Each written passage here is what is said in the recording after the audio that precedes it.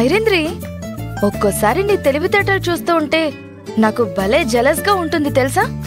ఎందుకుదనా? నాకు చిన్నప్పుడు స్కూల్లో పెన్నులు దొంగతనం చేయడాలు, పెన్సిల్ దొంగతనం చేయడాలు మాత్రమే తెలుసు. చిన్న చిన్న చెడుబుద్ధులే ఉండేవి. కానీ నీలాంటి పెద్ద పెద్ద చెడుబుద్ధులు రావాలన్నా, నీలాగా గొప్ప గొప్పగా కొంపలు ముంచే ప్లానింగ్లు వెయ్యాలన్నా నాకు అస్సలు తెలీదు. నిన్ను చూస్తూ ఉంటే నాకెందుకు ఇలాంటి బుద్ధులు రాలేదా అని తెగ బాధపడిపోతూ ఉంటాను తెలుసా? వదినా, ఇప్పుడు నువ్వు నన్ను పొగిడావా తిట్టావా? అదేంటి ఐరేంద్రి అలా అంటావు? నా మాటల్లో నీకు పొగడ్తలు వినిపించలేదా? ఏమో, నన్ను ఇండైరెక్ట్ గా తిట్టావేమో అనిపిస్తోంది. అబే అదేం లేదు ఐరేంద్రి, నీ గొప్పతనం చూసి నేను నిన్ను పొగుడుతున్నాను. అది నీకు అర్థం కావట్లేదు అంతే.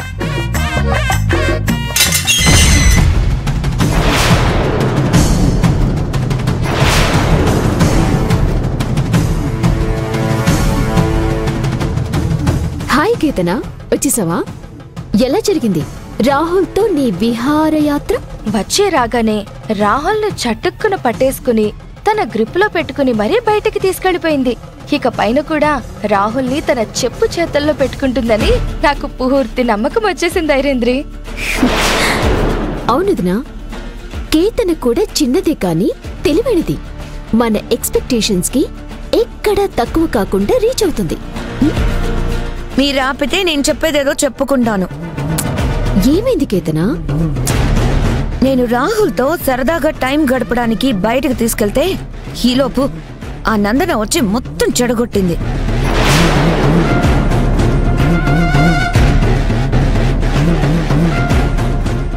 ఏంటి, నందన వచ్చిందా? అవును, నేను రాహుల్ని గ్రిప్లో పెట్టుకోవాలంటే నాకు కూడా అవకాశం దొరకాలి కదా. ఆ అవకాశం కోసమే రాహుల్ని బయటికి తీసుకెళ్లాను. ఇంతలోనే ఎక్కడి నుంచి వచ్చిందో ఏమో తెలీదు, ఈ నందన వచ్చి మా అవుటింగ్ ప్రోగ్రామ్ అంతా చెడగొట్టింది. ఏ నందన అనుకోకుండా మీ దగ్గరకు వచ్చిందా, లేకపోతే అనుకునే ప్లాన్డ్ గా మీ దగ్గరకు వచ్చిందా? అది నాకు తెలీదు. కానీ ఆ నందన మాత్రం ఏదో ప్లాన్ వేసుకుని వచ్చిందని నా అనుమానం. కేతనా, ఈ మాత్రం దానికే అంత కింద మీద పడతావెందుకు? అవకాశాలనేవి వస్తూనే ఉంటాయి. వచ్చిన ప్రతి అవకాశాన్ని చేజిక్కించుకొని ముందుకు వెళ్ళాలి, అంతే. నాకొచ్చిన అవకాశం నేనెలాగూ వదులుకోను. కానీ అడ్డంగా ఈ నందన లాంటి వాళ్ళు వచ్చి పడితే నేనేం చెయ్యాలి? అసలు ఈ నందన ఈ ఇంట్లో ఎందుకుంటుంది? తనని ఏదో విధంగా బయటకు పంపించవచ్చు కదా. నేను కూడా అదే ఎప్పటి నుంచో చెప్తున్నాను.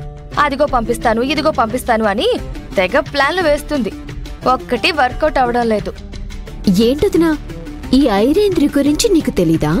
నా తెలివితేటల్ని నువ్వు తక్కువ అంచనా వేస్తున్నావా? ఇప్పుడే కదా నా తెలివితేటల్ని చూసి నువ్వు జెలసీ ఫీల్ అవుతున్నావు అనన్నావు. అన్ని విషయాల్లోనూ అయితే నీ తెలివితేటలు గొప్పవే. కానీ ఆ నందన విషయంలోనే నీ తెలివితేటలు ఎక్కడికక్కడే చతికిలబడుతున్నాయి. మీరేం చేస్తారో నాకు తెలీదు. ఆ నందనని మాత్రం వీలైనంత తొందరగా ఇంట్లో నుంచి పంపించేయండి. కేతనా, నువ్వు అనవసరంగా టెన్షన్ పడకు. ఆ నందనని ఎప్పుడు ఎలా బయటికి పంపించాలో నాకు బాగా తెలుసు. తన గురించి నేను చూసుకుంటాను. నువ్వు మాత్రం రాహుల్ గురించి చూసుకో. తనని ఎలా ఆకర్షించాలో, తనని ఎలా గ్రిప్లో పెట్టుకోవాలో వాటి మీద కాన్సంట్రేట్ చేయి. అర్థమైందా?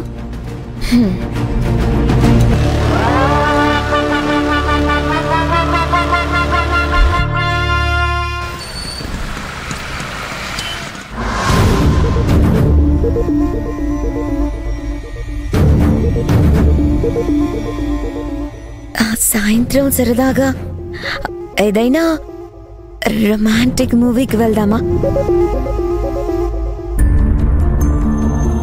ఇంతకాలం తర్వాత కలిసాము. ప్రైవసీగా కాసేపైనా గడపాలని నీకు లేదా?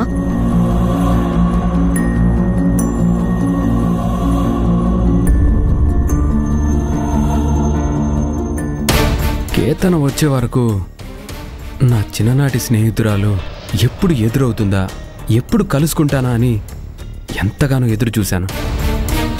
కానీ కలుసుకున్నాక ఎందుకు నా ఎదురు చూపుకి అర్థం లేదనిపిస్తోంది.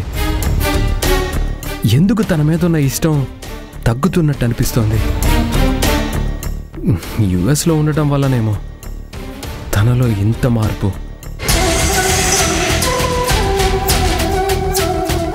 రాహుల్ గారు, రమ్మన్నారట. అమూల్య చెప్పింది.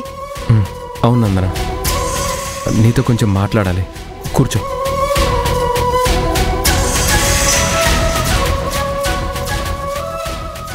దేని గురించి మాట్లాడాలి రాహుల్ గారు? మనకి మనుషులు దూరంగా ఉన్నప్పుడు వాళ్ళ మీద ఉన్న అభిమానం, ప్రేమ వాళ్ళు మనకి దగ్గరగా వచ్చినప్పుడు తగ్గిపోతాయా? ఎందుకు అలా అడుగుతున్నారు?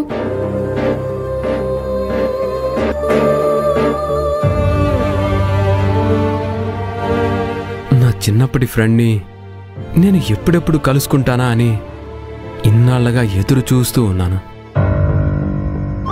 తీరా తను ఎదురు పడ్డాక నేను ఎందుకు ఎదురు చూశానో నాకే తెలియని పరిస్థితి ఏర్పడింది.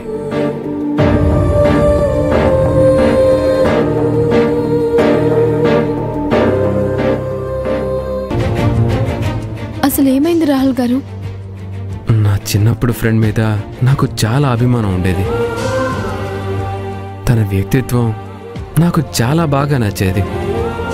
కానీ కేతనం వచ్చాక చిన్నప్పటి నా ఫ్రెండ్కి ఇప్పుడు చూస్తున్న మనిషికి చాలా తేడా ఉందనిపిస్తుంది.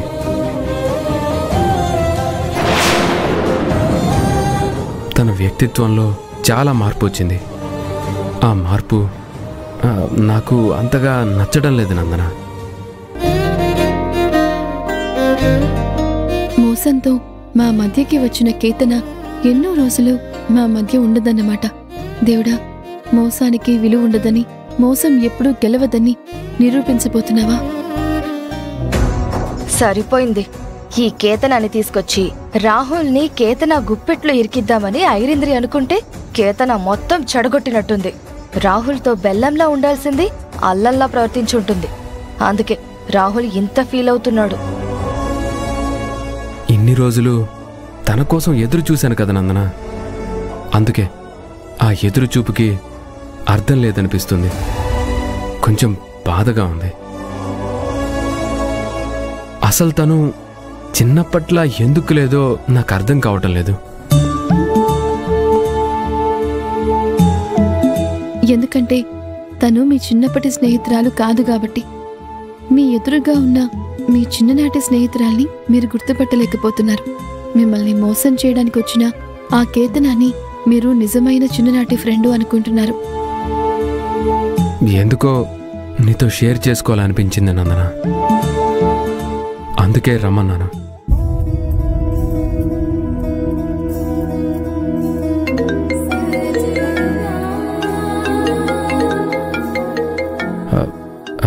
Excuse me, Nandana. I have to take this call.